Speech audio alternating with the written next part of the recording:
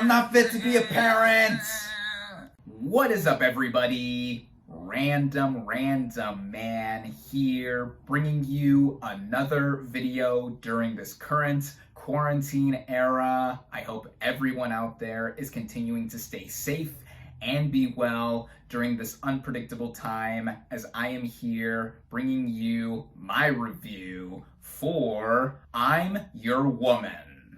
Set in the 1970s, the plot of this neo-noir crime drama basically follows Jean, played by Rachel Brosnahan, a young woman who is forced to go on the run after her husband, played by Bill Heck, betrays his partners, sending her and her baby on a dangerous journey.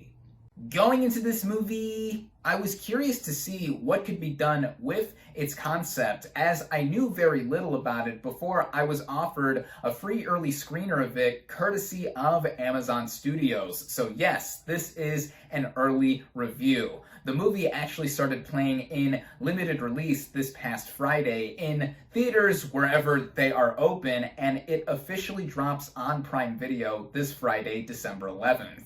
So I watched the trailer to get an idea of what the movie was about, and I was on board mainly because of the actress here in the lead role, Rachel Brosnahan, who is best known for her award-winning title turn as the marvelous Mrs. Maisel, also from Amazon. I love her and that show, despite me having only seen the first season in its entirety, which is a shame for me to say because I was so into it, and for whatever reason I haven't gotten to seasons 2 or 3, and to my knowledge season 4 is currently underway in production. But anyway, yeah, Brosnahan being in this, on top of me being offered to see this thing a bit early for free, is what got me on board to watch it. So, getting right into the cast and their performances, Rachel Brosnahan as Jean, I think, brings it across this film. She already has shown to have a knack for comedy on The Marvelous Mrs. Maisel. Here, in this much more serious role, and movie for that matter, she shows a lot more of her range here dramatically as someone who is suddenly thrust into this situation that comes out of nowhere, and she has to deal with it also with having a new baby with her. So that is something I have to commend Brosnahan for, and she is easily one of the big strong points with this film. The supporting cast I also have to give some credit here too. We have Arinze Kine, who plays someone who knows Brosnahan's husband and helps her get out of her current home and just get her situated into a different place so that she is safe along with her baby. I thought that he was very good here. There's also Marsha Stephanie Blake, who I loved in her Emmy-nominated turn in Netflix's miniseries When They See Us. She plays the wife to Keeney's character, and I also thought she did a solid job as well. So with that, I think the main slew of performances, especially Brosnahan here, do give it their all. The writing of this film was done by Julia Hart and Jordan Horowitz, with Hart also serving as this movie's director. This is the first time I've ever seen any one of her feature films. She's previously done films like last year's Fast Color, which got a bunch of buzz on the indie circuit scene, and then earlier this year, she did the film adaptation of Stargirl, which dropped on Disney Plus in March. So with what I was able to tell from her as a filmmaker here, going down to the script first, it's an interesting concept to be a crime drama and told in the perspective of the wife of a criminal. That is something that makes this movie stand out immediately, because usually we don't see that kind of perspective in other crime, mobster, mafia kind of movies. Or if we do see the wife characters, they're either given really small roles or sidelined really quickly. But not here, as the movie opens with her sitting outside at her home, being essentially the housewife to someone she knows does questionable actions like being a thief. Also within the opening minutes, we see her husband come home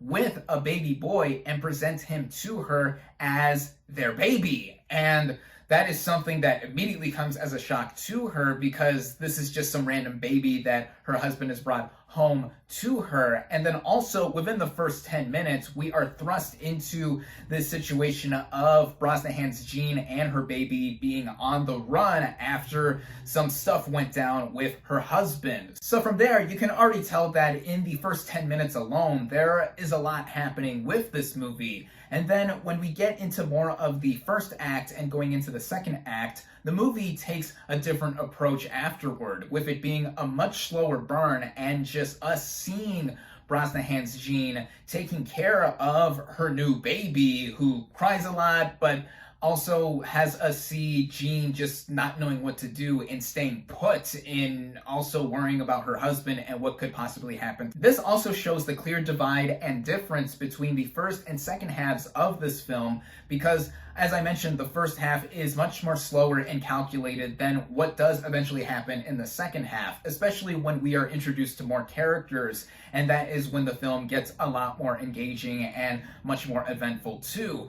And that is what I would say is the biggest issue with the movie, because with those two halves being so different, despite being well helmed behind the camera by Hart as a director, I think that with it going in that way, it did make for some moments that did lull and also left us quite a bit in the dark within the first half before we are given much more information on top of more characters being introduced. So in other words, I do think the pacing is off here. But again, when the movie does keep going and we see a lot more of what is going on, and also Jean trying to be proactive and try to help deal with the situation herself so that she can get some answers and also just to get out of harm's way, that is when the movie does become more of the crime drama that one would expect a movie like this to be. This is also coupled with the movie aesthetically just being so pleasing in taking place in the 1970s. So one would anticipate that the production design, the costumes, and all-around locales would be accurate to the period. And as far to my knowledge and what I could see, yeah, it all looked very nice. I liked all of the various outfits that Brosnahan's Jean was wearing. The music, some of it did come from the era this movie takes place in, and also the original score I have to give a shout out to, because a lot of strings were used in amping up the tension, which is another big pro I have to give this film, because Hart directs this movie with a lot of tension, intensity throughout that does amp up at certain moments, and whether we don't expect them or they're in the heat of the moment involving Jean and what she has to do to get out of it, it does make for some of the best moments across the film. So adding it all up with that, Brosnahan's main performance, the movie looking really nice in it being well shot overall, and it coming together at just about 2 hours in length, then I would say that this is a film that is quite a nice one to show off what could be done in a different take on this kind of genre fare. And especially with Brosnahan branching out more than what she did in The Marvelous Mrs. Maisel, I think that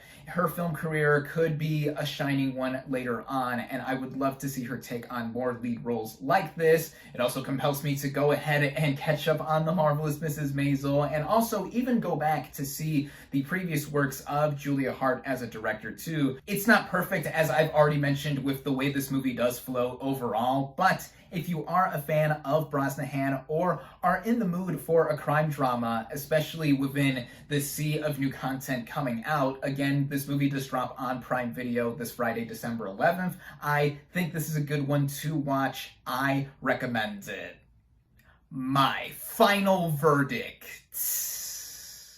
for I'm Your Woman is 3.5 out of 5 stars.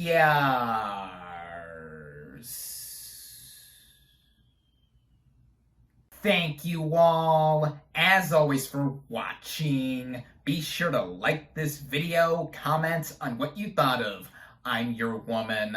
Social media links in the description. Subscribe to my channel for more, and I'll catch you on the next movie review.